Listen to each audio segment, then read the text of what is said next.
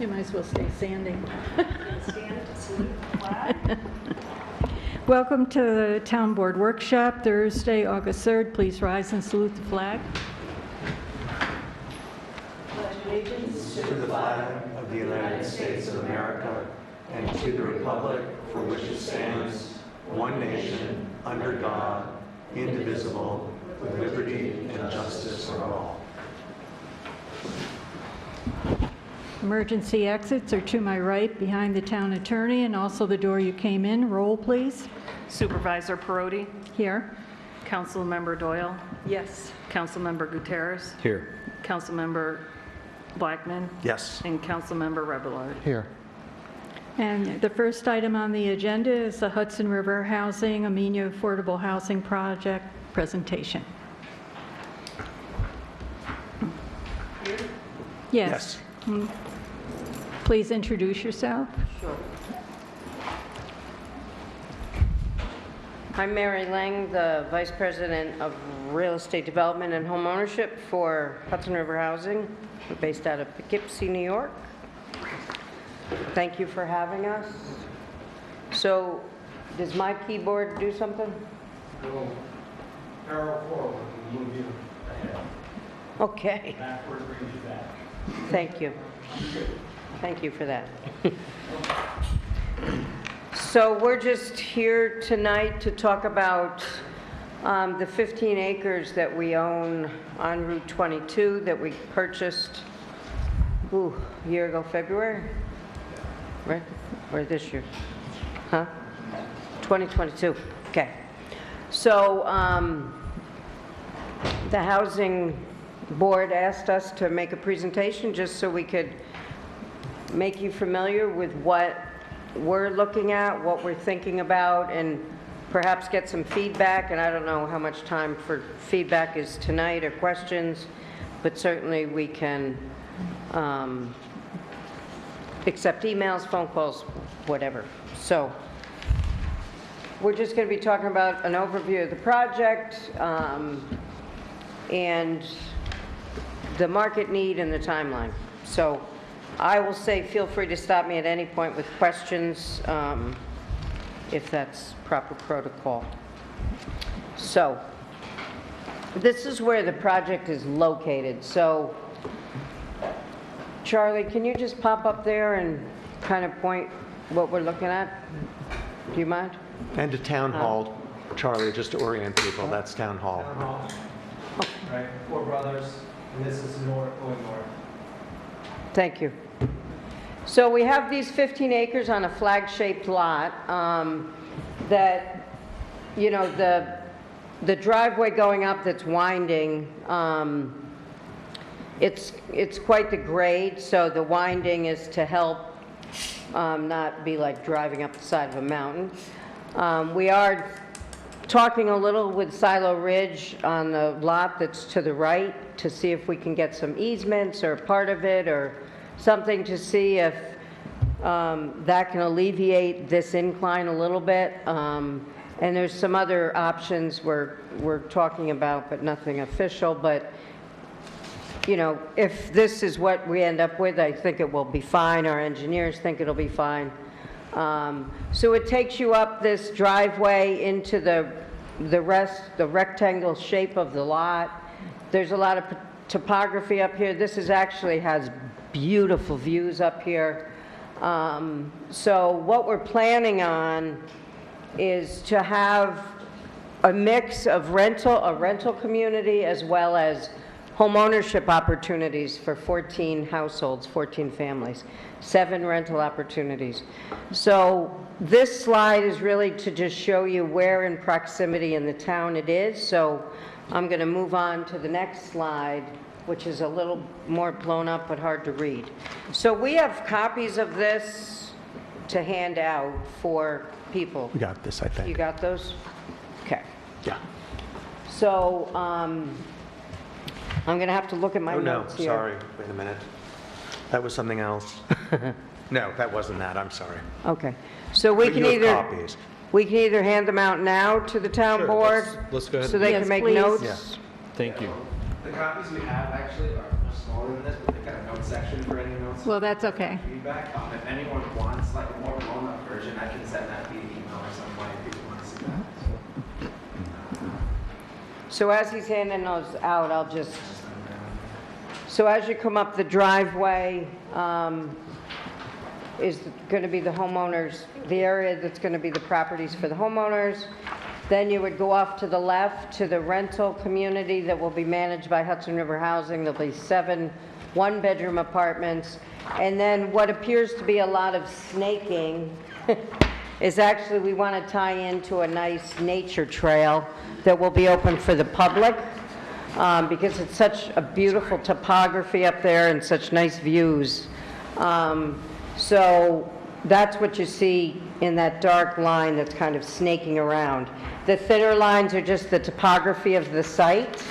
But with the trail system that we're proposing, you can see that the driveway goes up, you take the road to the left to get to the rental units, and then past that even, there's a parking lot that's proposed for the trail system. So people, again, the public would be able to use this trail system.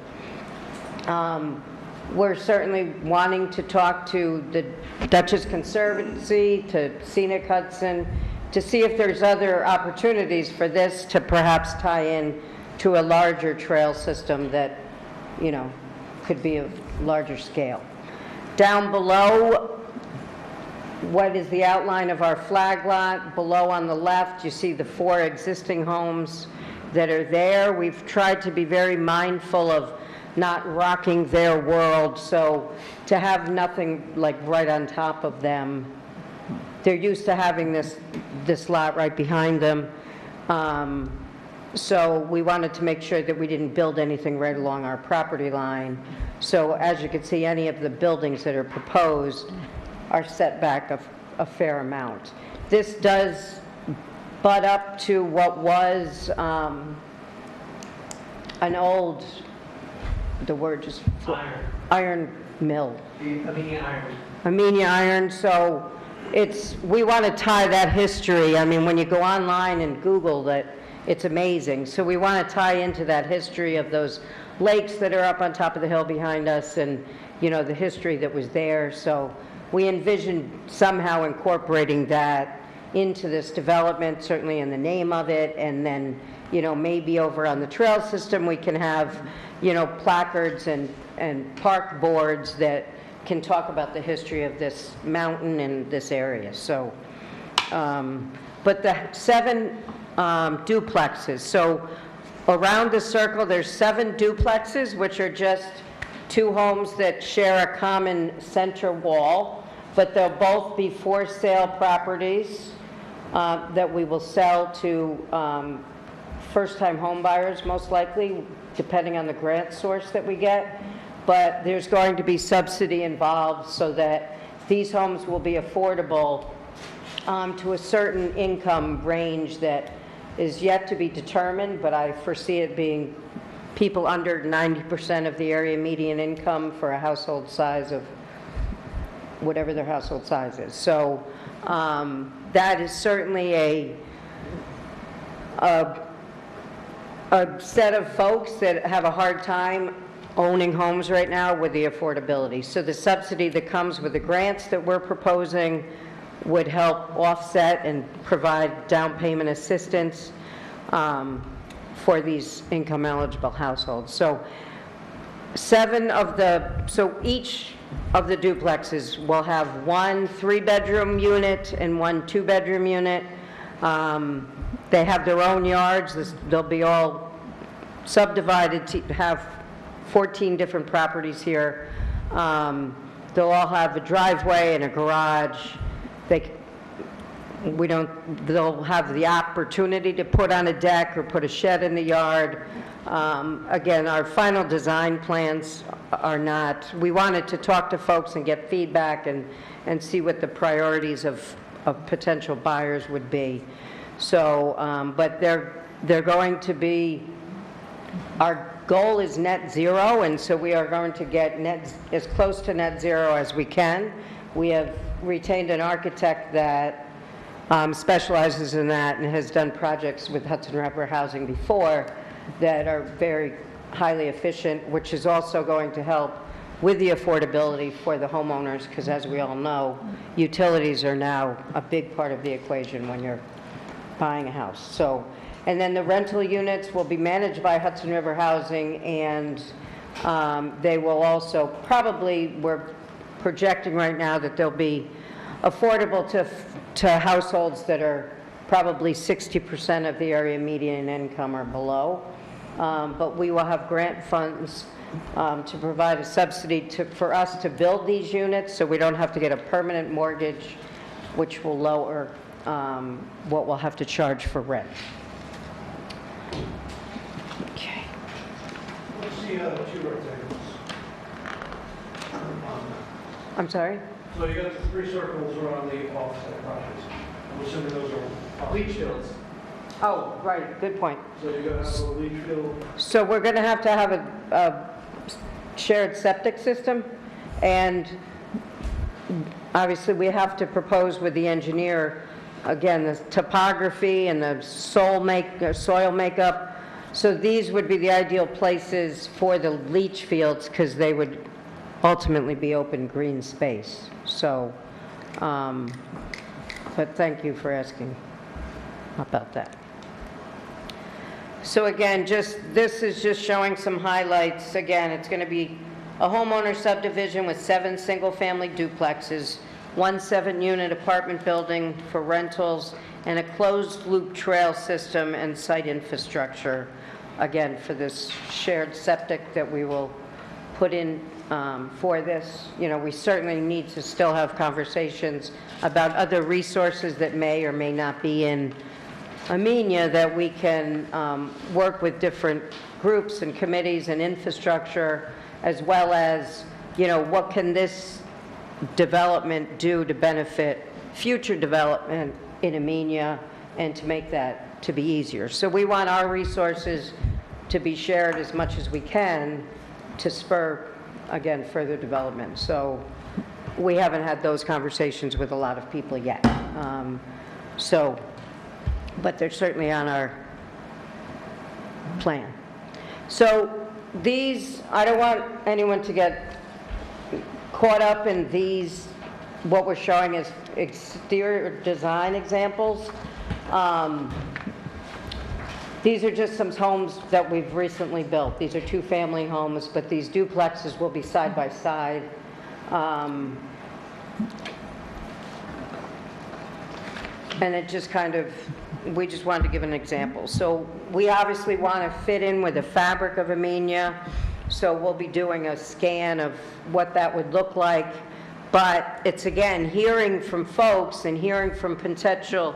Javier and I were just, and this is Javier Gomez from Hudson River Housing. We work together. So we had dinner at the Amenia Steakhouse, and I said, you know, it would have been cool if we had a little extra time. We could have just sat at the bar and showed off our little PowerPoint and said, you know, what do you think? And kind of really got that grassroots feel of what people may want to see. Because I think, too, it's the design of these is really what's going to be important to us to understand. Because people like modern, or people like, you know, what's here, let's match that. So it'll be interesting to see how that conversation plays out. We certainly can do whatever is a winner.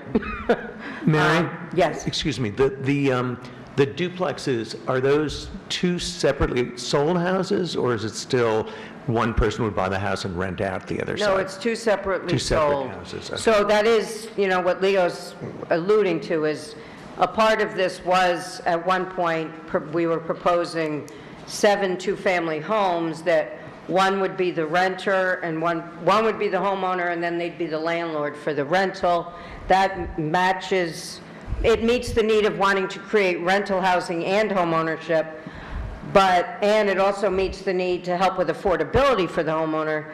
But since this process started for us, a new funding source has come out with the state, and there's more down payment assistance available per unit.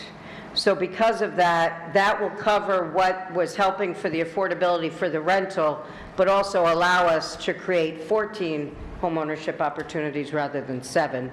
And then the addition of this, we originally, I'll be honest, we were going to do 7 two-family houses with an accessory dwelling unit. So that was going to get us to our 21 units, which we're told by the engineer is 42 bedrooms is all that the septic system will be able to handle. So we were kind of tied to that number. We know that recently there's been changes to zoning, that we could get density bonuses and other things, but unfortunately the site infrastructure itself is limiting us to these 42 bedrooms. But I feel that the creating 14 homeownership units and 7 rental units is an ideal makeup. But again, if we get feedback otherwise and learn things otherwise, you know, we'll take that into consideration, but we are limited to the 42 bedrooms. And we will, I have to be honest, we always have to be honest about this when we come into neighborhoods, that we are going to be somewhat limited on our funding opportunities, right? So they do set some of the parameters and for us to, but we want to maximize affordability, we want to maximize the number of units, and we want to maximize how many people we can serve. But at the end of the day, it needs to be something that works for Amenia, fits in Amenia, is needed in Amenia, wanted in Amenia, and is a high quality, you know, hopefully forever home for some people, or some people it might be a step before our next home. And we want to be part of the community. So the trail and the, you know, what other resources can we have that can be used are always important to our conversation.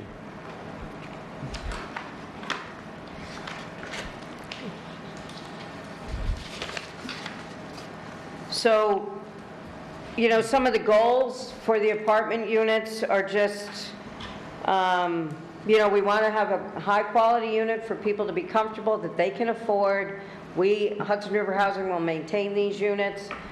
We want people to have parking. We want people to have storage, a place for the bike, a place for the, you know, whatever, skateboard, whatever they want. And again, it's in talking to people. You know, we do market research all the time, whether it's a real market study or whether it's talking to people in neighborhoods, having town hall meetings, you know, what's important to you, and it's amazing what's different to people.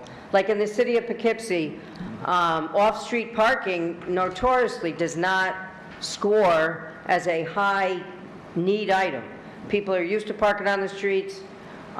We always provide it anyway, but we try to see what they think they're trading that for and still give them that as well. So, but like in homeowner units, do you want a dishwasher? Do you want a fireplace? Do you want, you know, a garage? Do you want a driveway? You know, so getting all that information is stuff that help us to design these with our architects and with our engineers. So, and then again, the funders always have design guidelines, but mostly they just want to see that we have durable finishes and durable construction that's going to last and be low maintenance, be able to be resold and looks good. So, and then for the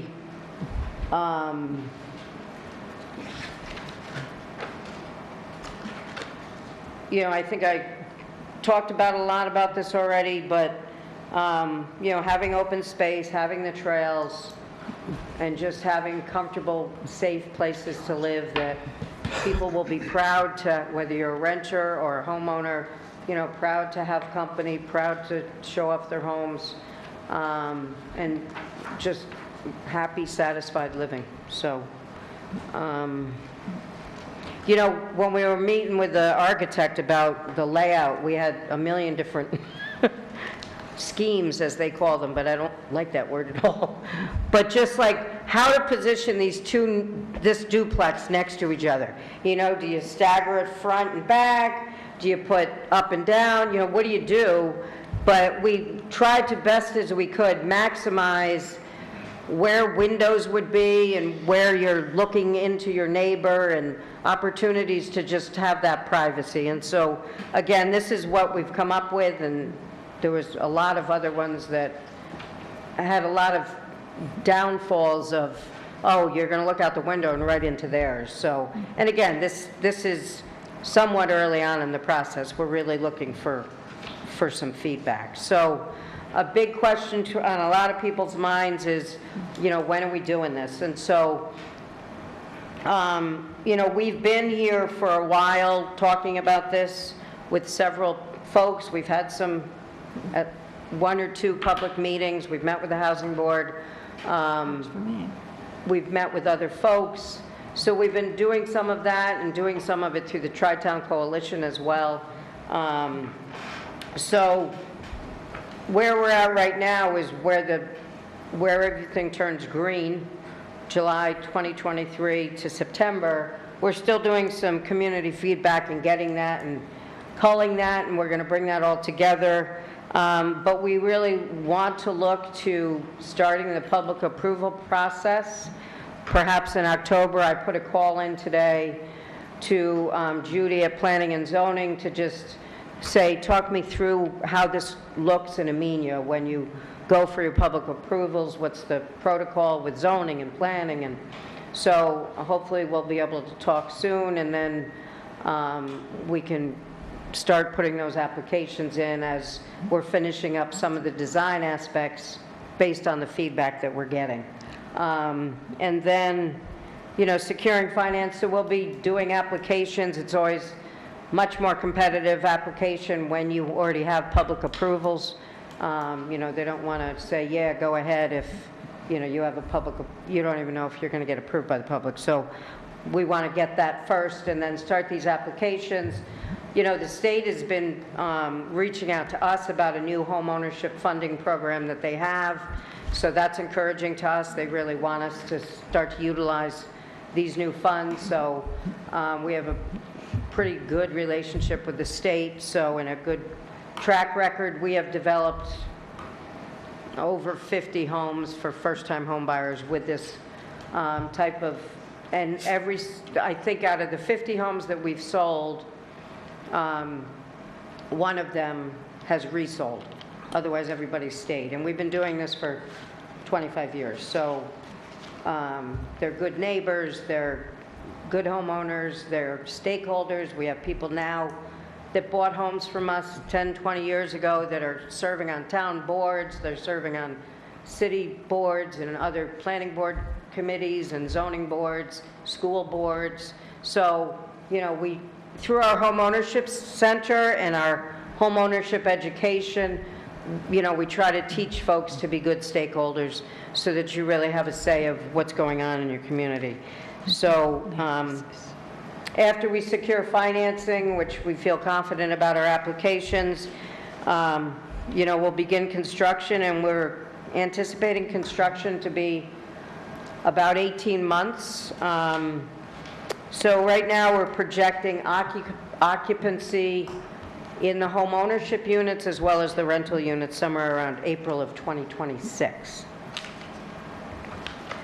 And then, again, we do our market research before we figure out what's the best need, what is needed in communities. So I won't bore you and read all of these market needs, but, we don't want so many people in Dutchess County and beyond are cost burdened with their housing. Housing should be about 30 to 35% of your gross monthly income should go to your housing. So we know that so many people are above that, and it just gets hard. And so we try to do what we can, and certainly Amenia is showing those same statistics, that there's a high number of folks that are cost burdened, and we've been asked by the Housing Board to boil these statistics down yet even farther. So we're going to do that, but we just haven't had the opportunity. But these are still all valid statistics, but we've been asked to look at some other things with them. And then some frequently asked questions. I went over the density bonus already. I kind of went over where the funding comes from. The funding we're looking at comes from New York State right now, different programs in New York State. And for the home ownership, we'll earn an award, but then that award gets passed on to the homeowner. So they're by way of what's called a soft second 0% mortgage. So they're in the home for the compliance period, and say for argument's sake, and I'm just using round numbers, there's $200,000 of subsidy in one house. So if it's got a 20-year compliance period, then that, for the first 15 years, there's nothing forgiven, nothing forgiven. And then in the last 5 years, 20% is forgiven. So after 20 years, they've been able to build a little wealth here as well, which sometimes is good. But we also are entertaining putting this into our land trust. I always say land bank by accident, and he yells at me every time. So put this in our land trust so that these properties will be affordable in perpetuity. So that is something that, again, there's a lot of debate about that, right? Is affordable housing good because you can allow households to build wealth? And by wealth, I mean, not huge wealth, but, or is it so it can stay in perpetuity and always be? And people will walk away if they sell these houses with, the annual CPI for that house and any equity they have put into it in the beginning and any investment they may have made in it. So they could make a modest, profit, but not, walk away with a $200,000 profit, which was the subsidy they got in the beginning. So again, final decisions on that haven't been made. It's certainly something we like to talk about and get a feel from the people in that community of what it is. So, and then we welcome any feedback, any comments, ideas. We can hear some tonight if you want, or Javier's contact information is there. Or if you feel, let's think about this for a month and come back, whatever. So Sure, we're open and we'll welcome anything that you would like to do, but we will always take feedback, both Javier and I. I have a quick question regarding the owner units or the units for sale. So you would subdivide each of those parcels off, I'm assuming, and then there would be an HOA or something that they'd have to contribute for the septic and whatever shared utility. Who manages that HOA? So the HOA, they will choose a manager. There's companies that do that. Hudson River Housing happens to be one of them. So we could certainly manage it if they want us to, or they could find someone else to manage it. But because of the septic, it is certainly going to have an HOA, and it's to the extent of what is that HOA going to manage. I mean, we would love to enter into conversation with the town about who will maintain this road and the road lighting. It could be the HOA, but it could be the town, and because how we're tying into the trail and tying into the parking for the trail. So that's all open for discussion. But there's enough models out there that the land will get maintained. I mean, everybody maintains their own property that they have deeded to them. Right. But then the HOA will certainly have property deeded to them as well. And there'll be easements. There'll be a lot of legal things because, the rentals will be working off of that septic system as well. So there's going to have to be easements of who actually owns this system and who has access to it. Does that answer your question? Yes. Mary, I have a couple of comments, which I think I stated at the last housing board meeting, but a couple of things that are important to me, just because of the Amenia Hamlet Growth Plan, Right. are again just to make sure that the lots to either side can be connected. So planning in advance where a through street could go, or how it would kind of extend to the property line. That's obviously going to be important since you're subdividing the parcels, Right. by individual by individual owners. The other thing that I think is worth thinking about is just depending on whether the wastewater system and the water system do expand in the not horribly distant future, I think it's worth thinking about whether you can take advantage of the density bonus in the future and just make sure that you've kind of laid out a place for additional units. And then the rental units, again, just what that looks like. I understand the sort of staggering row house. It makes a lot of sense in terms of people having private space in the backyard. But again, it's a sort of a weird form in the country to build it that way. So, and also, it seems like it's not part of the same community as the houses. And I realize that in terms of property lines, it has to be a different community. But it just seems like it would be nice if all those people felt like they were in one thing rather than two separate packages. Okay. Thank you. Does anybody else have any other questions? Since you're putting it into a land trust, Can you come up to the microphone, please? since you're putting in a land trust, how much of the development is going to be taxable? All of it. All of it?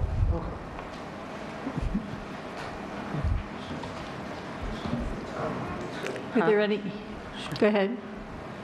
Are there any other questions? Thank you very much for your presentation. We'll make sure this information gets put up on our website so people can contact you if they have any additional questions. Appreciate that. Now, is there a public comment section of this meeting next? There is. Yes. Okay. And we can stay for that, I'm assuming, since we're the public. Excuse me? We could stay for that? Oh, absolutely. Okay. Thank you. You could stay for the whole meeting if you want. I don't throw anybody out. And thank you for moving this along. It's been a long road, so it's really exciting to see it, take shape. Yeah, especially that you've gotten to this point. It's exciting. Yes. Is there any public comment? If not, town clerk report. Okay, I have a few things. I have minutes from May 25th that Dawn wanted me to, We did read them, but we didn't have a quorum for that particular meeting, is that correct? right, yeah, she said that you said that they were okay, so. Yeah, can you tell me the date again? May 25th is Okay. the first one, and then I believe July 6th was the other one she has here. Okay. I'll move that we approve the May 25th, 2023 minutes as submitted. I'll second that. Supervisor Perotti, Yes. Councilmember Doyle, Yes. Councilmember Gutierrez, Abstain. Councilmember Blackman, Yes. and Councilmember Rebelard. Yes. And then the July 6th minutes. I move that we approve the July 6, 2023 minutes as submitted. I'll second that. Supervisor Perotti, Yes. Councilmember Doyle, Yes. Councilmember Gutierrez, Yes. Councilmember Blackman. Yes. And Councilmember Rebelard. Yes. And then the only other thing I have is a Recreation Director report from Katie dated August 3rd, 2023. Band concerts. There are 2 more concerts left in 2023 Summer Music Series. These are held on Monday nights at the basketball courts from 6 p.m. to 8 p.m. August 7th, the band playing is called Scarecrow. They play rock and roll, country, and blues. August 14th, last concert will be featuring the Slambovian Circus of Dreams, Dylan Bowie, incredible string band, Sid Barrett, and the Waterboys may flavor the musical mix, but the Slambovians' musicianship and songwriting stand on its own. Parking for this show will be available at Beekman Park in the lower parking lot of the town hall. Other recreation events. Amenia Recreation and Amenia Free Library are hosting 2x2 Animal Haven on Wednesday, August 9th from 10 a.m. to 11:30 a.m. This event will be at the Amenia Free Library. The library will be closed for normal operations during this time and will open at 2 p.m. for regular library operations. Our 2023 senior picnic was a great success. There were about 65 seniors in attendance.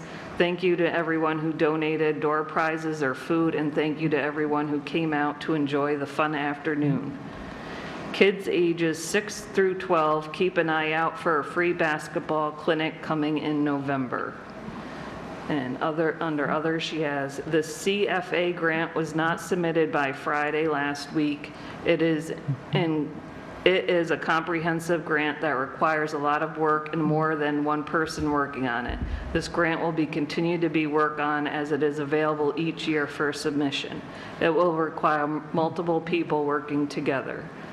If anyone has feedback on more programs and events that would be of popular interest within the community or would like to volunteer for upcoming program and events, please reach out via phone 845-373-8118 extension 124 or email recdirector@ameniany.gov. Thank you, Katie, Recreation Director.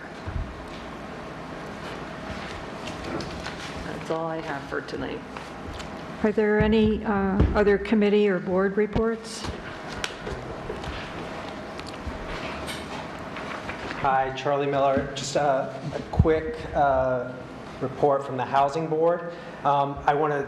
We are all very excited about Hudson River Housing's project. It's really remarkable that, we're in striking distance of providing, 21 homes, 7 3-bed, 2 baths, 7 2-bed, 1 and a half bath, and then 7 1-bed, 1-bath rental units is really remarkable. The Housing Board is going to be working with Hudson River Housing to put together a couple of community events to get feedback. So we will publicize that through the town as well as on our Facebook page once we have those dates confirmed. What else with the Housing Board? Ian confirmed with the Dutchess County about the risk assessment bids that we put out, that was acceptable to the town. To the county, which is really great. And I believe that I saw on the agenda tonight there's a resolution for an access agreement, so maybe we will be able to get access to the Lake Amenia house to begin that. Is that? That is a no. The access agreement, I think, is for, oh yeah, it does say that there's a resolution for authorizing the access agreement. We put it on the agenda to see if we would have it in time. We don't have it in time. Unfortunately, AJ Marino fell ill again. I emailed the board, so I've been trying to work with him through that. Are we close? Is there anything outstanding? So he did last night get a draft of my edits to my draft back, which I have for the board tonight. I will circulate to the board tonight. Is there anything significant in his comments that you feel would be? There are some matters in there I will discuss with the board. We'll add it to an executive session item, but there were 1 or 2 items that were of concern. Okay. So do we think that, I'm trying to figure out timing because we're just sort of inching away and now we're in August, so the next board meeting where a resolution be passed to sign that will be I'm assuming we should have it done by the 17th. The 17th, okay. Yeah. But there's been a several week delay due to the seller attorney being ill, and which included a hospitalization. So we really needed to wait until he was available to to work on this. Yeah, he's been a little MIA. Yeah, understandable. Okay. And then the COIs for the vendors, I know that the second round of those went to the insurance broker. Has he approved those now so that? We've not heard back from the insurance broker with regards to the revised certificates of I'll insurance. follow up with them. Okay. I think the only thing that was outstanding was the radon gas and the wood insect inspection. His insurance adding the secondary for, I guess I'm forgetting what it's called, but ultimately that there's nobody behind another person. I'm hoping he can be okay with that. That was sent to him, and I don't disagree with your opinion on that, but Okay. we did run it by him, and we just haven't heard back from him yet. Okay. Okay, great. I'll follow up tomorrow, Charlie. Great, thank you. So moving on to the wastewater committee. We had our wastewater committee meeting tonight. We meet the first Thursday of every month at 6 o'clock at the back of the auditorium at Town Hall. It was really great. We had several people who are actually in the proposed district come and give public comment at the beginning of the meeting. We had a discussion with them, so we encourage anyone who's in the proposed district or anybody anywhere who wants to come to our meeting, please. We'd love to hear feedback and get questions. A couple of months ago, we had recommended to the town board to engage the Housatonic Valley Association to do surface water testing.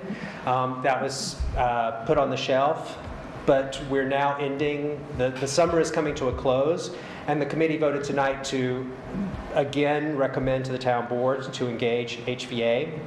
We'll send that out to you guys. Their proposal is $10,000, and it's for testing 6 sites around the town, surface water, over several sample periods. We've been contacted by a number of homeowners who have failing septics. So that testing is weather dependent. So you can't test in the winter when things are frozen. And we are trying to solve and get these reports done before June of 2024, which is our next application for the IUP. So again, we recommend and we hope that could possibly, they could be engaged, or there could be a resolution at the next town board meeting for that. There's 20. No, go ahead. Oh, I was just saying, there's money for that in the wastewater general fund, and our committee would like to use, a portion of those funds for that. So there's $20,000 in the budget for wastewater, none of which has been used yet. So this is just a resolution to use the $10,000 of that, or whatever it was, for this purpose. So I would assume we can have a resolution at the next meeting to approve that. Yeah, that would be great. Their schedule is actually full, and they've said that if we can begin, they could test at the end of August, so right after that resolution, they would begin doing some of their work. Yeah, I mean, since this is so critical to getting the infrastructure money, I think it's really important that we are able to move ahead rather than waiting through the winter and sort of having to start at some point in the spring and lose 6 months. And they've done so much work. They're part of the 10-mile water body thing. I'm sorry, I'm forgetting the exact Watershed. terminology. Thank you. Water body thing. Watershed. Yeah. So that they actually are a known quantity, and they've produced several reports for that. I don't think if there's anything else. I think that's it. Thank you. Thanks. Are there any other committee or board reports? I have a Conservation Advisory Council report. We have a Climate Smart Task Force that is a part of the CAC, and they are working on hosting their second Repair Cafe and Fall Harvest. They'd like to do that August 14th in the town gym. The first one was on Earth Day in April to earn their Climate Smart Community points for their next $10,000 grant or whatever it is. They've already earned 2 $10,000 grants for the community to do climate smart projects. But for this to earn these points, they need to have a second one. And I would like to ask the town board to waive the insurance and the fee for the use of the gym. So typically, it would be a $50 fee, as I recall, This is for the Repair Cafe? for the Repair Cafe on August 14th. It was a great success on Earth Day, and I believe they didn't pay any fees or require anybody to have insurance for that. So are there any questions about that, or can I go ahead and make a motion and get that done?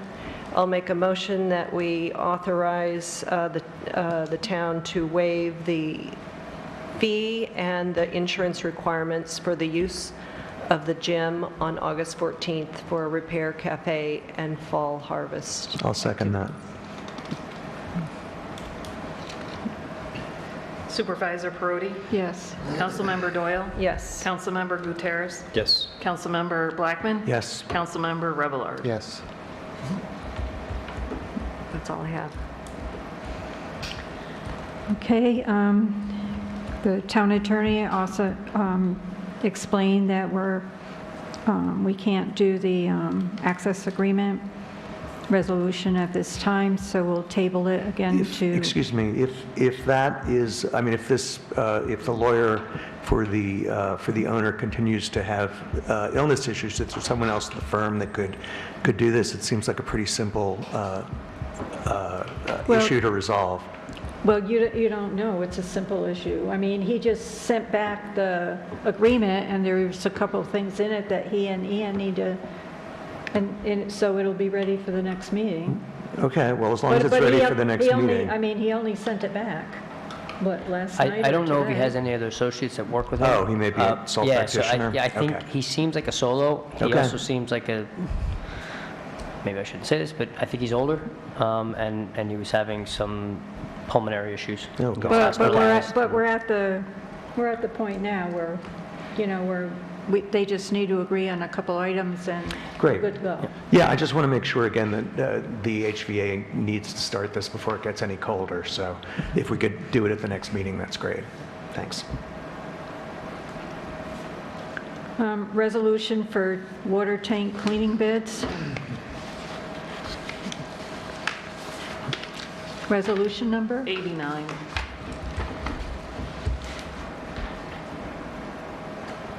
Awarding contract for the inspection and cleaning of water tank located within Town of Amenia, Water District Number 1.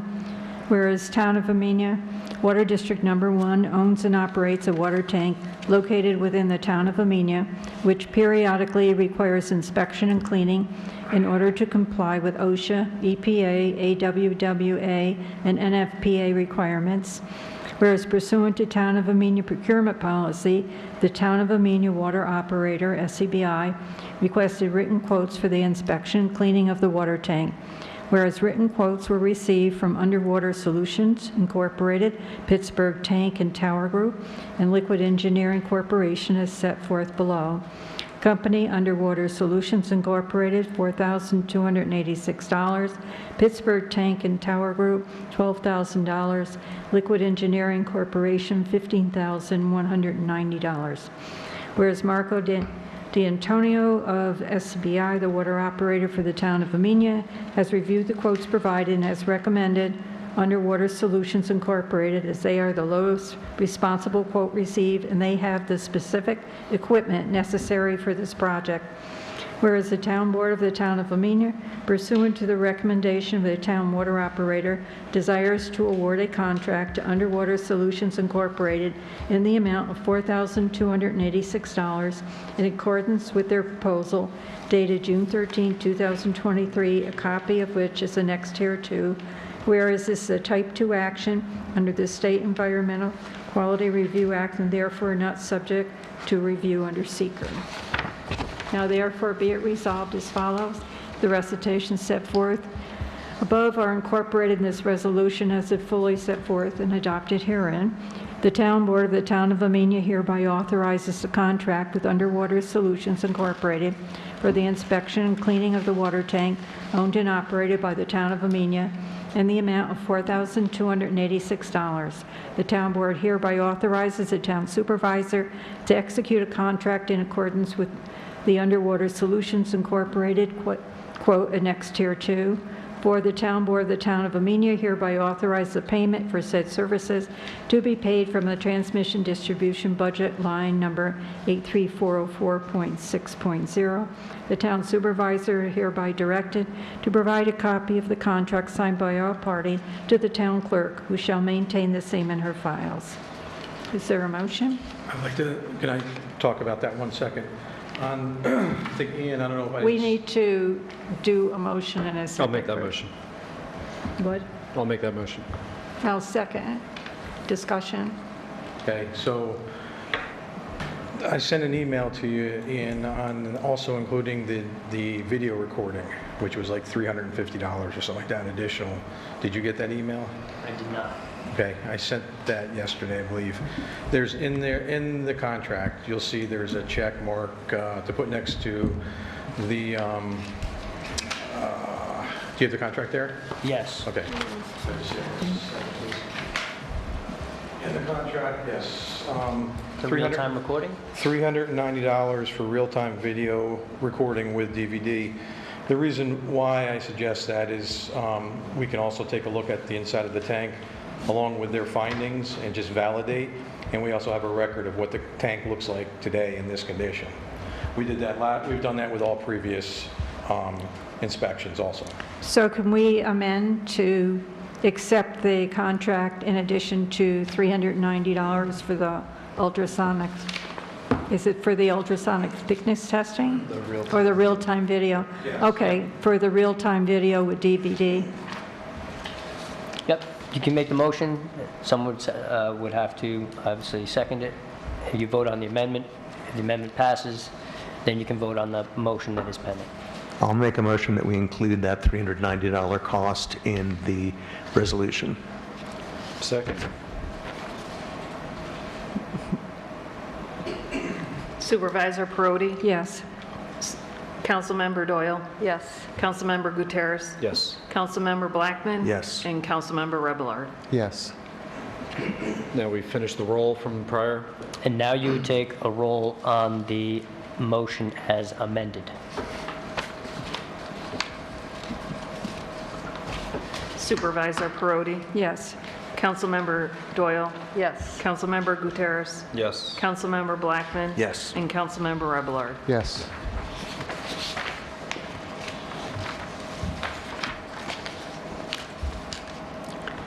Okay, under other matters, we have the SCBI Water District presentation. All right, good evening. I wanted to go over the lead. Could you introduce yourself? Marco D'Antonio, SCBI, water operator for Amenia. Wanted to go over the lead and copper inventory presentation here with the town board to update the public, correct the misrepresentation from the water committee on what actually needs to be done and what is the EPA's policy and state policies that we are to follow. So these are regulations that are new. They were brought out in 2021. We've been attending the classes and training for this. All the water operators within New York State, actually in the whole country. This is mandatory inspection for lead service line inventory at this time. Does not mean replacement of lead lines. So it's going to be a little bit of a lengthy presentation. Feel free to ask any questions during this. We'll try to go along as fast as possible. Some of the acronyms here, we'll skip that. We'll go through it as necessary. I think we all know, I think we all agree we do not want lead in any of the water that is being consumed by our customers and some of the issues that can happen with children and adults. So again, like as we stated, the EPA and Department of Health is mandated by the EPA, New York State, and all the counties, and also all the states in the United States have to follow these EPA standards. So 1991, there was the first standard issued by the EPA on lead and copper service lines and mains. 2024 was revised again. 2027 was another revision. 2021 was another revision. And there will be a further revision after, actually, before or slightly after 2024 again. So we have to be up to date on all these regulations, and that's what keeps you out of trouble, what we try to do. So December 16, 2021, EPA announced that the lead and copper revision improvements, rules and revisions improvements went into effect. And the compliance date that they gave us back there, that I've been attending the training on this from 2021 up till current, the compliance date is 10/16/2024 that Amenia will have to become into compliance. This is what I've been saying all along. Bring it to everybody's attention here. The EPA would develop and finalize the lead and copper rule improvements prior to the LCRR compliance date. So we're still waiting for that. There are going to be, again, some more revisions, and we have to be up to date on all that, which we do attend the classes and keep in touch with the regulatory agencies for such. No changes in lead service line inventory requirements as of yet. So what they propose to us to do is, I'm going to go through the presentation, is to report back to them on October 2024, October 16th, 2024, about the lead service line inventory. Only lead service lines, not mains. And Marco, that's the compliance date is for gathering that information, not for actually doing the work yet. No, it is for, that's It is the for work. doing the work. There Okay. is the work. Now, is for No, it isn't. doing the inventory. The microphone, please. There are a lot of people watching this. So on 10/16/2024, you need to submit 2 reports. You have to do an inventory of lead service lines, which is doing the background reviews, in-house inspections, and actually physically looking at the pipe. At that time, you're taking your lead service line inventory, and you have to put together a removal plan based on your inventory. It is a plan, it's not the lead line replacement yet. They haven't finalized, and I wouldn't be surprised if they do put a deadline for the actual removal at some point in the revisions to the rules. But right now, the deadline is for the 2 reports, the inventory. Once you have the inventory, you have an idea of how much lead lines you have to replace, and you have to put together a plan to remove those pipes, not actually remove them. Great, thank you. So, along with that, Leo, yes, we have started doing the records research, completed that portion way ahead of budget, and I'll go over all that later. We're in the midst, we were in the midst of doing the in-home inspections. Letters were sent out to the customers, so that's the second part of this process. The last part of the process is physical excavation at or around the curb valves, and again, documenting the findings there. And that is something that, and again, I'll explain in this presentation. You're going to see some things in this presentation that have changed already, and I'll go through all that in here. Okay, so currently we're just responsible for the lead line service inventory. Lead line replacement, we are not,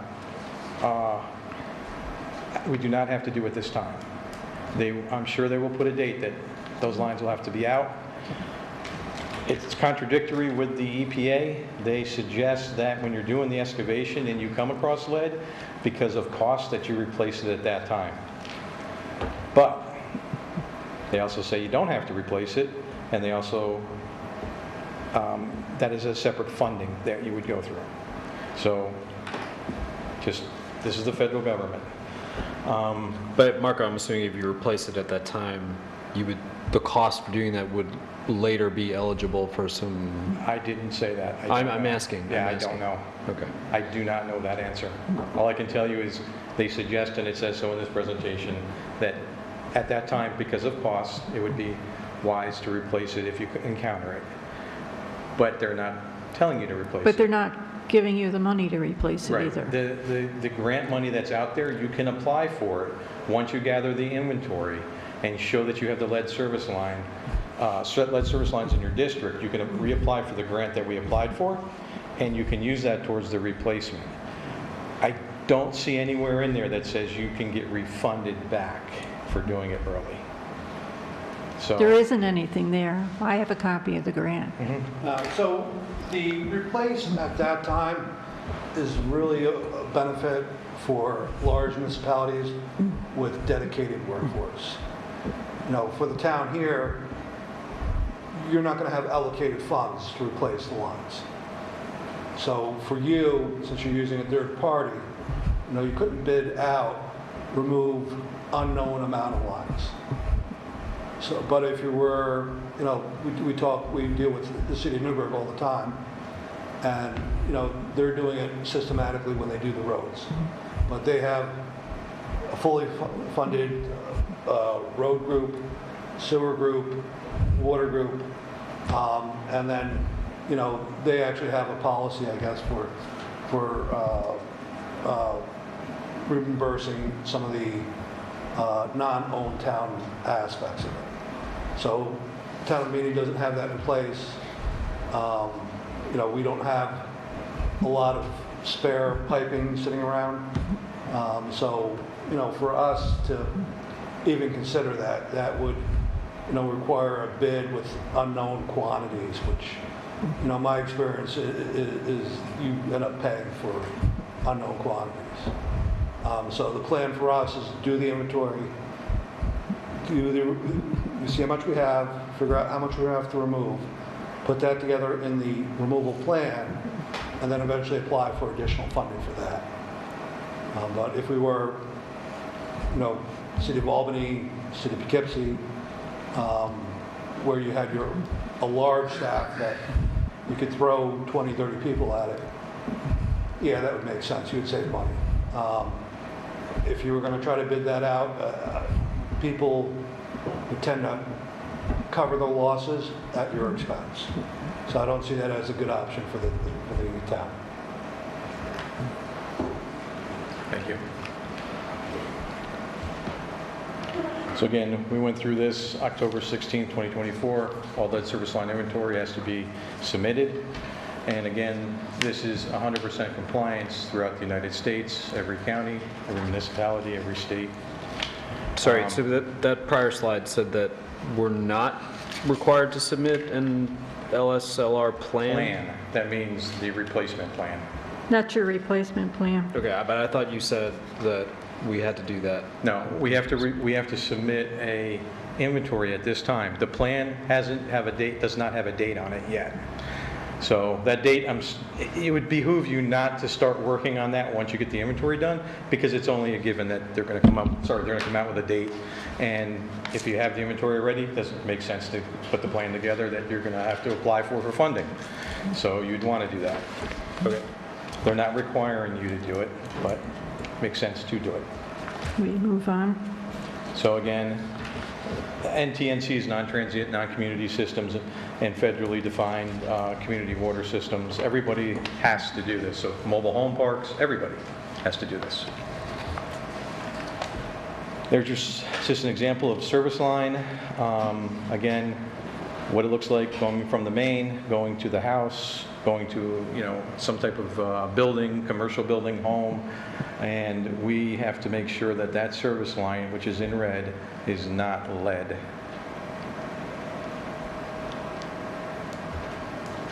So again, just more examples of public water supplies and service line connections. I'm sorry, Marco, does this say that the premise plumbing, in other words, the plumbing inside the house has to be tested as well or replaced? Yeah, and the plumbing inside the house would be the service line only, not the full plumbing of your hot and cold water lines and all that. It's going to be the service line coming inside the house to the meter. Got it. In our case, we have meters, some places don't. So I'm using meters as an example because we pretty much have meters in 99% of the service connections here. So types of service lines. So again, they want you to identify with confidence that that service line is made of a consistent material from start to finish. I can tell you that we have mixed materials. not have service lines in every single service connection that is consistent. And the reason But we why- don't know if any of them are lead. Excuse me? We don't know if any of them are lead. Right, we do not know any of them are lead, but you're going to have a mixture of, could be galvanized with plastic, galvanized with copper. We have seen that. We encounter that all the time. Galvanized we're considering as lead also, because galvanized could be lead lined on the inside, and they do have lead impurities in them. Galvanized should be required to be replaced because they are considered lead. So galvanized lines that are currently downstream of a lead service line or a service line of unknown material should be replaced. If a water system is unable to determine that a galvanized service line was never downstream of a lead service line, it is presumed there was an upstream lead service line. So again, falls under their criteria. If you see galvanized, replace it. The other benefit of replacing galvanized is that's what leaks the most that we're finding. It actually rots from the inside out, restricts water flow through the line. It's a good time to replace it. Okay, now here's controversy here. The gooseneck or pigtail connector. So, used to be used before there was corporation valves and how they attached service lines to the water mains. They used these goosenecks made out of lead. And when this first came out, the EPA said, don't worry about them. Which makes absolutely no sense, right? They're lead. So when this first inventory came out, a lot of questions came back. Now we, as operators, have always been trained in schooling and also by regulatory agencies. If you see it, get lead gooseneck, you take it off and you replace it. So I have yet to encounter any in this town, but we are to report those if we see them now. Again, more examples of lead service lines. Explaining downstream, upstream, patches. It's, like I said, it's complicated. It gets very technical. What is a lead status unknown service line? So, again, galvanized. Unless we cut a section out, analyze it from the inside, I can't say that it's not lead. In order to do that, we'd have to break the service connection, cut a piece of pipe out, get it analyzed. It's going to be just at a cost. It's cheaper just to say galvanized is lead. So unknown is considered lead. Okay, so now we get to the methods of how and what we have to do. So records research. We've done that. We researched all the records within the town, both here in this building, foiled in Department of Health, and also online. So be parcel access, et cetera, et cetera. Do you think that gives us any information on lead service lines? No. But what it does tell us, and something that is very important that we need to know, is when the building was built. If it was built prior to 1984, chances are it has lead. If it had any updates or changes in the CO, we need to note that also. So we have all those records. We've documented all that.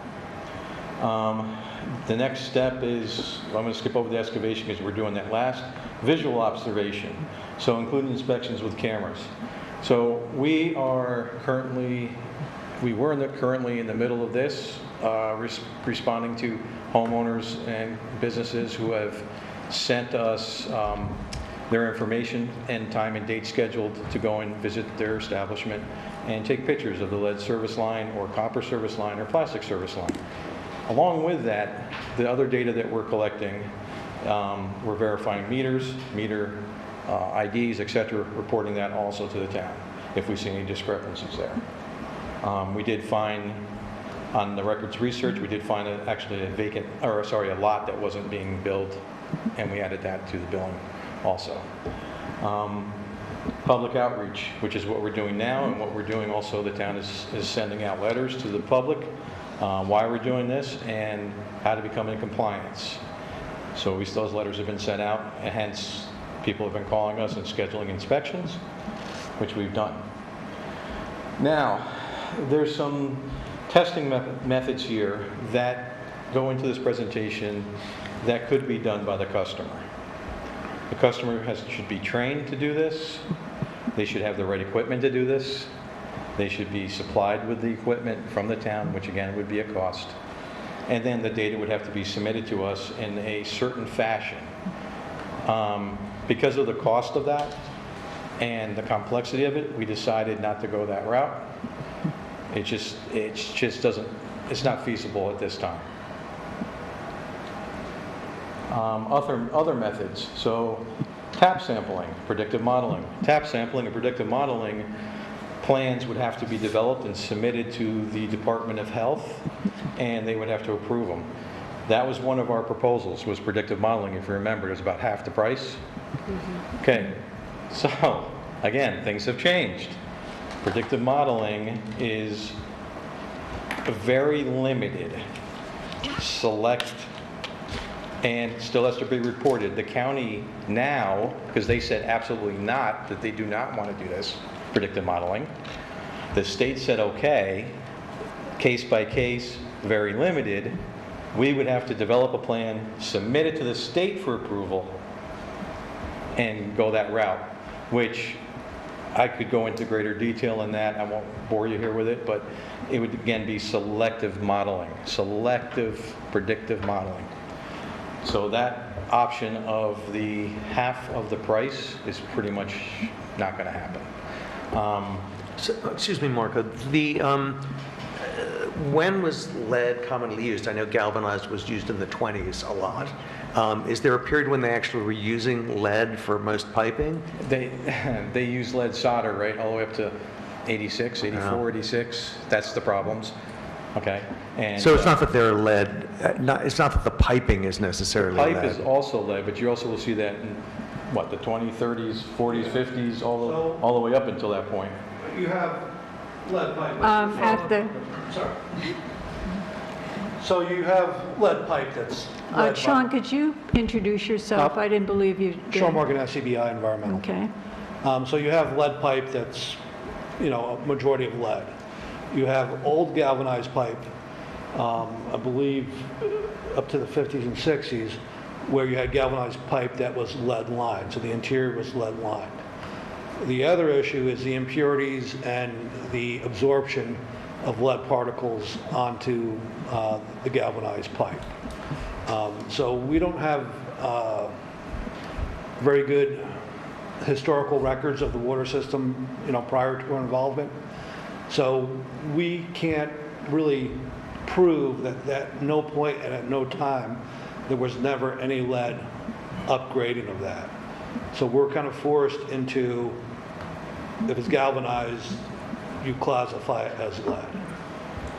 So that's why, it's not we're deciding it's galvanized that has to be removed. It's that we don't have any, as-built stamped drawings of every, main connection, gooseneck, where we could say, 100% sure that there was never any lead upstream of that. So we're kind of forced in that corner to classify any galvanized, whether it's galvanized pipe or if it's, galvanized lead pipe.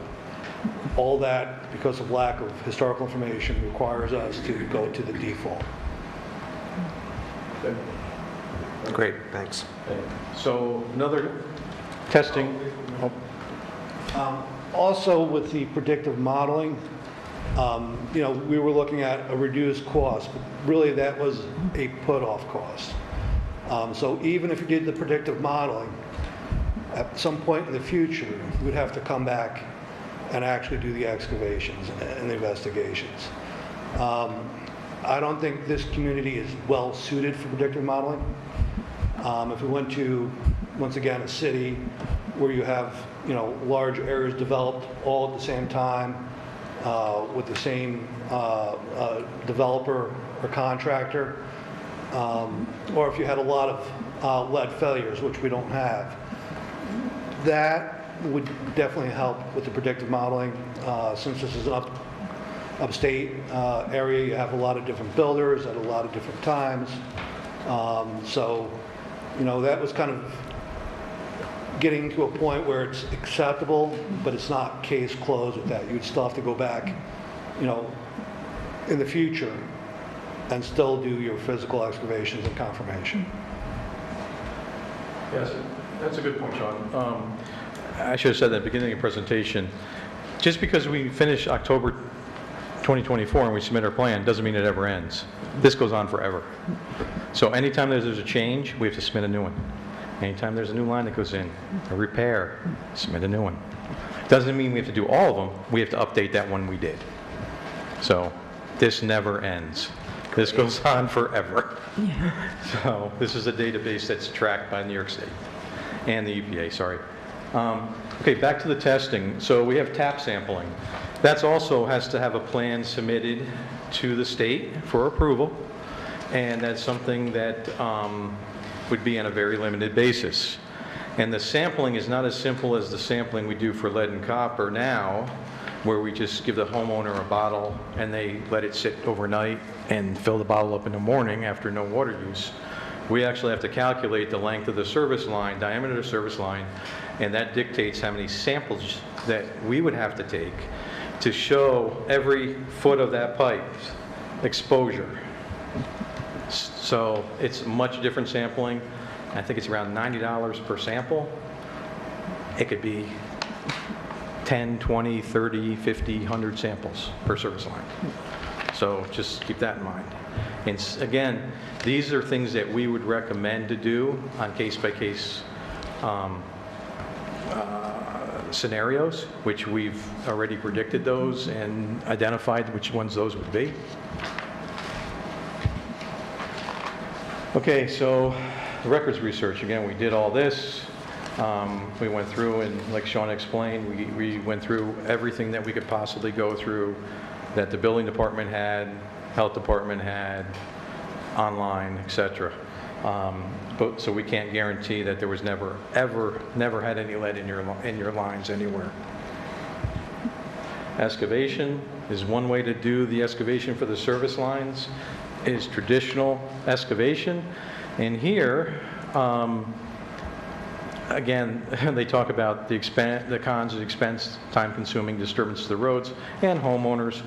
That's when we'd need Ian also for easements, property access, et cetera, because remember, we only own the town up to the curb valve, but we have to show both sides for this.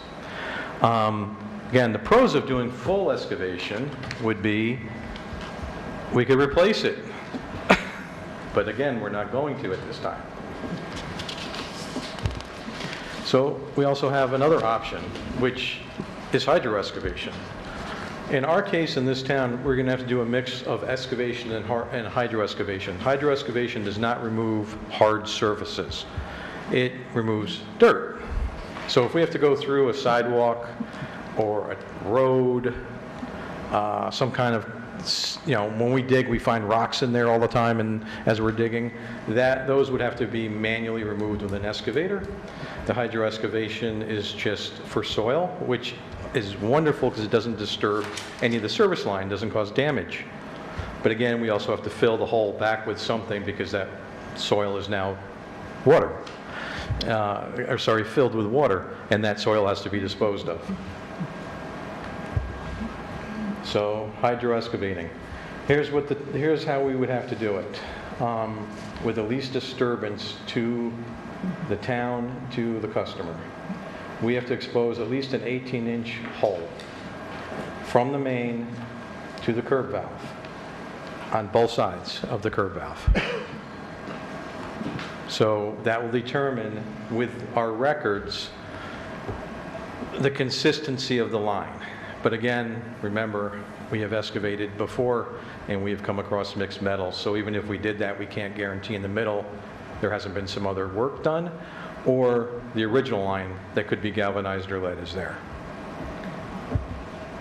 Visual observations. This is what we are in the midst of right now.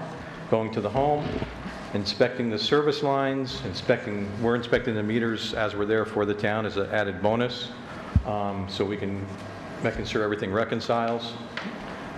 We also are locating the curb valves, locating the direction and where the water meters are in the house. Again, this is all bonus for the town, so in the future, there's no guessing where it is, no wasted time. This is all, again, photographed, documented. We have developed a database. We've been recording everything. This is the one I talked about earlier with the customer self-identification. Again, training would have to be done. Test kits would have to be sent out. The test kits would have to be paid for by the town. Also, the homeowners, we'd have to describe to them exactly what we need. Just a very time-consuming. I don't think we're going to get consistent feedback on this. Plus, the means of receiving all this information hasn't been developed.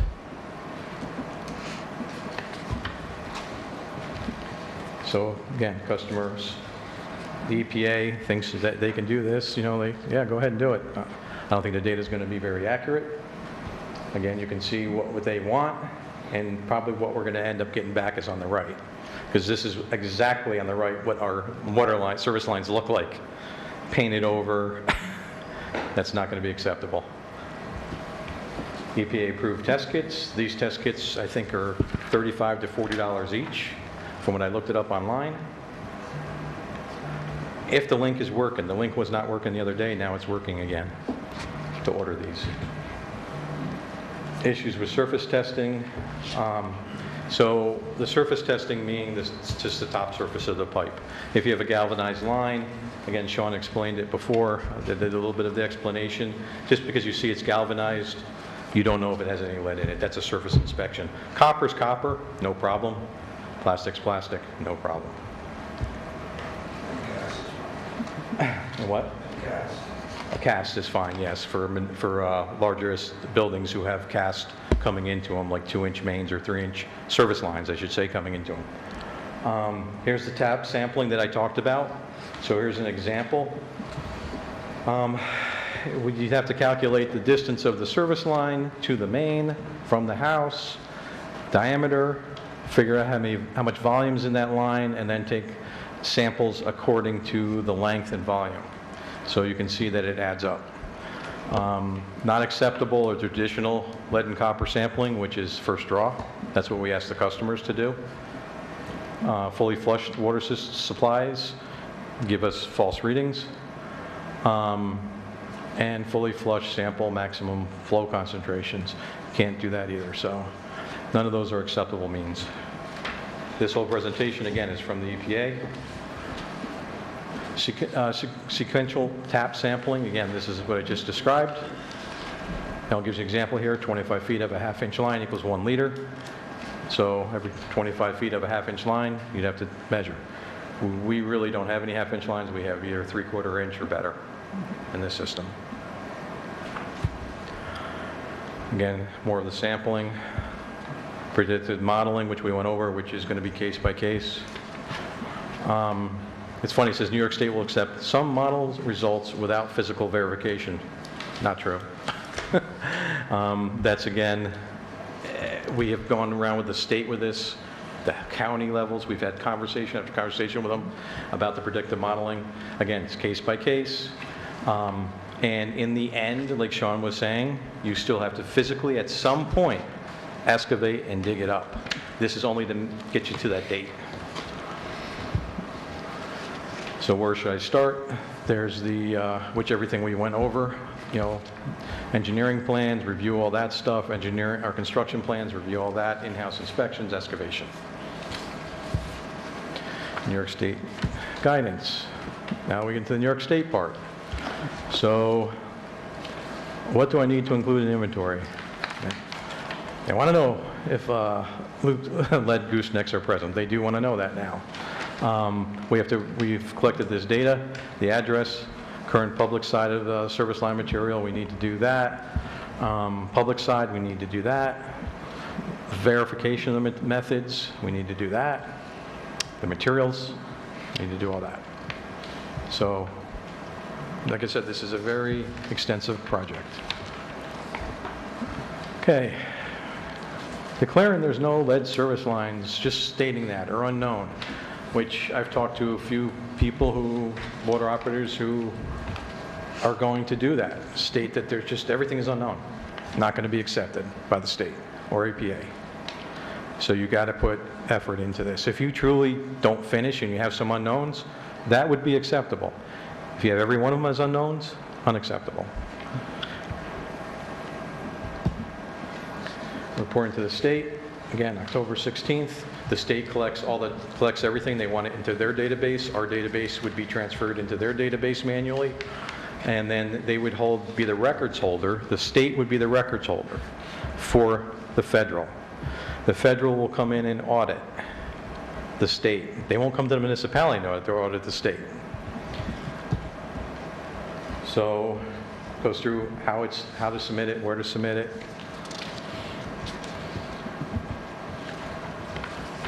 Annual notifications. So once we finish this, notifications have to go out within a certain time period to all customers. What do we find? Where do we find? What do we find? What are we going to do to fix this problem?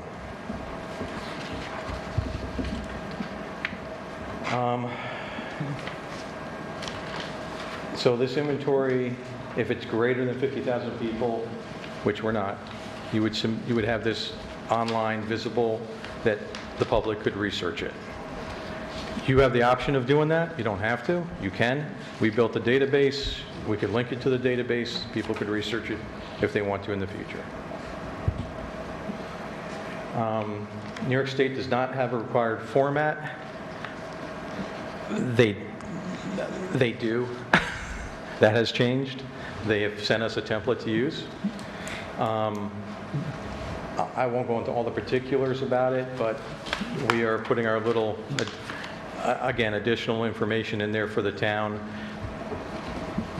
so you guys will have future information such as service line locations, et cetera, et cetera. It's not required where they are, but we're doing that extra for you. So this is what we got back in 2001. Every system needs to develop a lead service line inventory. When should we have started? 2001. The records, all this stuff has to be done. So steps, this is what we're doing. We did, like again, I said it before, records research. Letters were sent out to customers explaining the lead service line inventory, requiring their assistance in scheduling appointments. Lots of people have been very helpful with this so far. We scheduled inspections. We gathered information with the clients, with the customers out there. We've imported the data in our database. Excavation needs to be done. Input that data into the database. Send the data to the regulatory agencies by October 2024. Lead service line replacement plan and apply for funding in 2024 also. So we want to beat that deadline of October because the grant money, I believe, Victoria's in June. I think it is. Is it June or July? July, I think it is, right? What? The bill funding, I think is July time frame every year. And that would have to go in, we'd have to apply for that next year around the July time frame for the replacement. That is, the funding is there for replacement. June? Sorry, June. Here's currently where we're at. We did the records research. Letters were sent out. Approximately 27 customer inspections have been performed. Second letter, was that sent out yet? From the town to the customers? The second letter? No. Just to okay. So second letter will need to go out to the customers just to remind them that there's a timeline we have to hit. Continue at customer locations for inspections, both sides of the valve, and document the findings into our database. Update on status will continue as projects progresses to the public in town. We would do it in this forum. And when the project is complete, notification will be sent out to all customers with the findings. The lead service line inventory will continue to be updated as needed and reported to the regulatory agencies. Again, this is not a one-time thing. This goes on forever. What will happen if the town does not do the inventory? So this is a direct quote that I got in an email from the health department from Dutchess County. So even though there may be further changes to the lead copper rules, which we know there will be, the lead service line inventory is a requirement of the lead copper revision and is due to be in this office by 10/16/24. As discussed earlier, failure to submit this inventory by 10/16/24 will result in a violation. Further non-compliance may result in further enforcement, such as appearance before the Department's Administrative Law Judge, where fines of $2,000 per bay will be assessed until compliance is obtained. The EPA may take the lead enforcement procedures, and their fines are $25,000 per day until the compliance is achieved. Further information regarding EPA's regulations regarding the lead and copper rule revisions can be found, and the link is there. And that is Robert Siciliani, and he's one of the health department's engineers. And this was a direct quote from him via email to us. Marco, why is it lead and copper line if copper isn't a problem? I mean, why is it titled Copper is a that? problem, but we're not seeing there's no leaching of copper going on. Right now, the problem, how this all started, if you remember, is Flint, Michigan. So the lead lines in Flint, Michigan, the reason that all happened was they switched water supply. When they switched water supply, the water that was used was more aggressive. It also reversed flow into the water mains from what they were originally doing. There was also another problem. They were using orthophosphates, which you use in a lead-lined distribution system. It's a chemical that lines the distribution system, water lines, that prevents lead and copper from leaching into the water. It was a cost savings to not initiate the lead or the orthophosphates into the system. So, because of that, it was city officials who did this, regulatory people who agreed to this, and that's how that whole debacle happened. And EPA is now requiring everybody to look for lead in the future. There is what you call a lead and copper test, which we do, and we're actually due this month for it. So we'll be doing that here in the next few weeks for the town. They do have MCLs for lead and copper. Copper is usually never a problem. It doesn't really leach. You have copper pipes and everything like that. But there are people that still use lead for soldering. In some of the big joints, you actually have to use lead solder because you can't get it hot enough. So the average homeowner will use non or low lead solder in their plumbing. Now, can they get a hit in their house by us doing a lead and copper sample? Yes. Reasons being, they could have a water softener, changes the chemistry of the water. That gives you a true reading, but it's not our fault. It's not our problem, but we still have to report it, and it's a violation on us. It's a silly game that they play. Also, we did have one lead hit a few years ago during COVID. It was at a facility, I won't mention the name of the facility, but it was a facility in town. Everything was shut down. We take the sample. We were required to take the sample. This bathroom wasn't been used in like 6 months. The water from that failed, from a fixture in the bathroom that they bought at Home Depot, cheap fixture. So again, not a problem with our water supply, but we have to report it. This eliminates and proves that if we have any of these false hits in the future, it's not our problem. Okay, any questions? Thank you, Leo. Lots of questions tonight, but any other? Not at this time. Okay, thank you. Town board comments? Oh, I had a couple of things.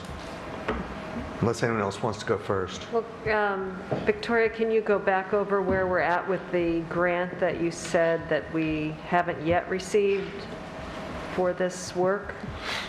We did receive it, and I sent you the award letter.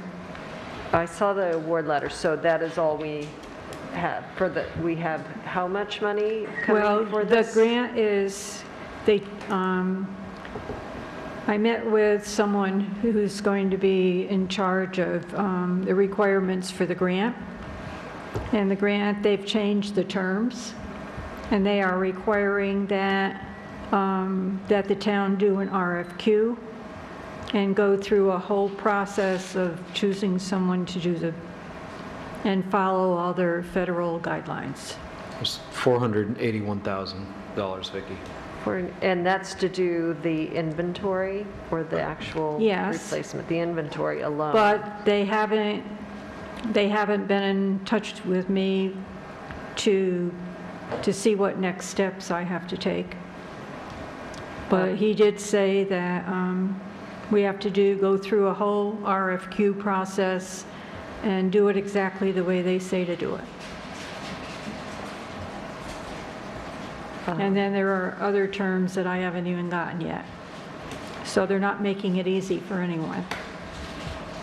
And just so you know too, when we apply for the replacement, it's going to be the same terms, plus Build Back America, which means everything has to be American parts. Well, that's going to be totally So, different.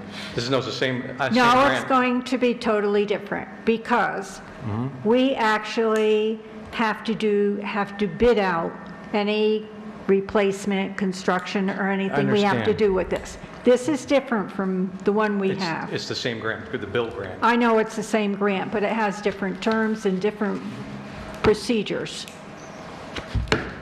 And for the construction, you have to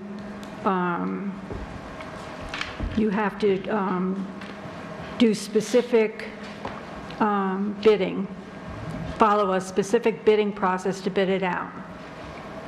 This is different. This is RFQs.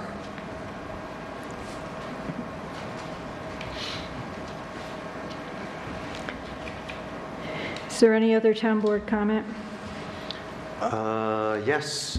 I wondered, Ian, about the survey, the property survey for Wassaic. I drove through today and someone was cutting down a big tree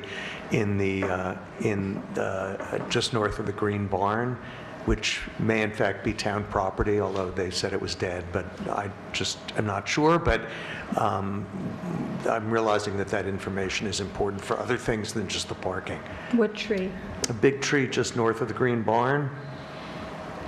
Was the highway cut? No, it seemed that the manure was outside. It seemed like the owner of the Green Barn had it taken down. She said it was dead. They were just, it was just cut in pieces in the road. The property owner took it down. Except I think it's our property, but the owner of the Green Barn took it down. If it's a dead tree and he wants to take it down, more power to him. Okay, but it would be nice to know whose land it was on. I mean, anyway. there were 2 trees near his property that were a problem, but they were in the Metro North right-of-way. And Metro North worked Okay. with our highway department to take those down. So this sounds like it's a different A different thing, right? thing. Okay. Yeah, the contract for that title search was signed and they're working on it. Oh, they are working Yeah, on it. Okay, yeah, good. I don't have Yeah, I any result signed it back and yet. sent it in. Okay, great. There's something else.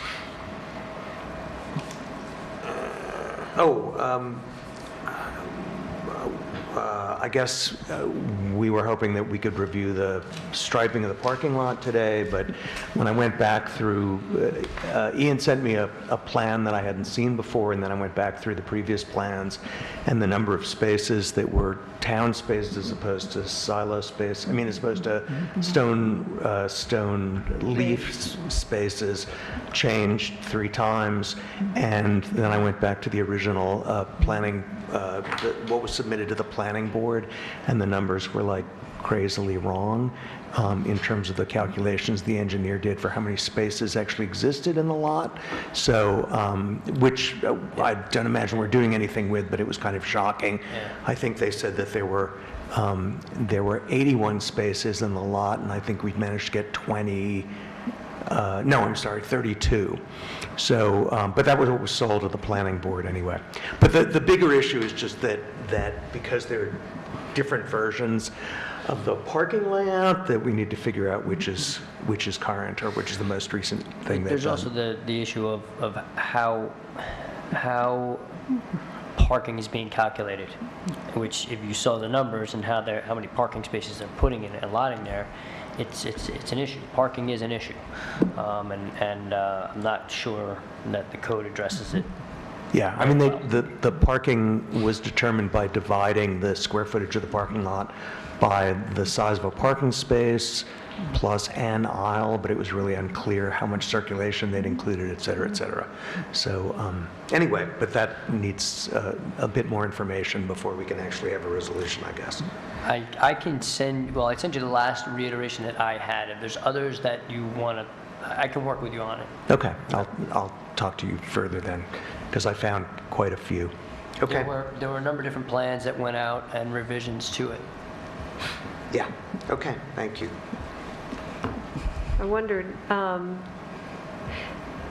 I understood that there was some flooding in town, and there's FEMA funds available, I understand, for private landowners who have sustained damage from the recent storm, and wondered, Victoria, if you have information about how they would apply for that. I very quickly got it from our state and federal officials that came to the town of Washington town park, that you go through the county. So I assume we would request some information from the county, but... Actually, I attended a FEMA webinar today where they met with municipal leaders to tell them how to do that.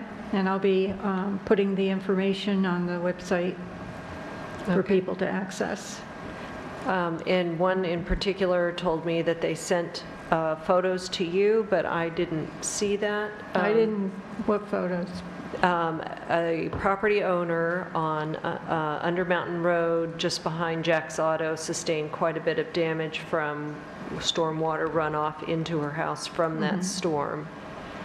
And she said she sent photos to you, and I was looking for you to have shared those. I don't know, I'll have to go through my email. Yeah, okay. Vicki, I don't think they've made a disaster determination yet. The last I saw, which is from July 14th, posted on the county website, was that the county was encouraging people to self-report any damage in case there was potential aid from FEMA. I thought I understood Actually, they that did declare. They did declare? Yes. Yeah, they did. The state and federal officials were both, they were at the town park, and it was Michelle Hinchy and Dee Dee Barrett and Pat Bryan, and they both all confirmed that individual property owners would be available to be assisted in Dutchess County for FEMA assistance with flooding issues. So I would encourage the people. informational webinar was today. Okay, so we'll look for that shortly on our website. Thank you. If you could forward me those photos, that would be great also. I would just also, just one other announcement is wanted to thank the enhancement volunteers who came out on July 22nd to work on the flowers that are in Fountain Square. They deadheaded, weeded, and pruned for about 3 hours. So that was Margie O'Brien, Tom Buslowitz, George Bestranson, and Marianne Pitts. So I wanted to do a shout out to them because it's harder than it sounds. Thanks. Are there any other town board comments? The 2024 budget season has started. I've started printing worksheets. I've given them to Recreation, Highway, and a few of the departments within the town hall. And I'll be continuing doing that the rest of the week and next week until they're all printed and all given out. They are due back to the bookkeeper on September 6th so that we can put together a budget. We received today our mortgage tax with a warning from our county clerk, Brad Kendall, that to be very careful doing our budget and when we're estimating what our mortgage tax revenues will be, because they're expected to be much lower because there's been there's a lot less mortgages being done because of the higher interest rates, and they're seeing a trend. in that direction. And if there are no more town board comments, I make a motion to go into executive session for acquisition or lease of real property with the town board, the town attorney, Marco D'Antonio, and Sean Morgan. Can we add to that to discuss, Access. the access agreement, yeah. Thank you. Well, we're doing acquisition and lease of real property. Isn't that related to the access agreement? Or do you want me to just add that? And access agreement? Yeah, we should add. Okay, an access agreement. Amend my motion. I'll make that, oh, go ahead. Second? Yep. Oh. Supervisor Perotti? Yes. Councilmember Doyle? Yes. Councilmember Gutierrez? Yes. Councilmember Blackman? Yes. Councilmember Rebelard? Yes.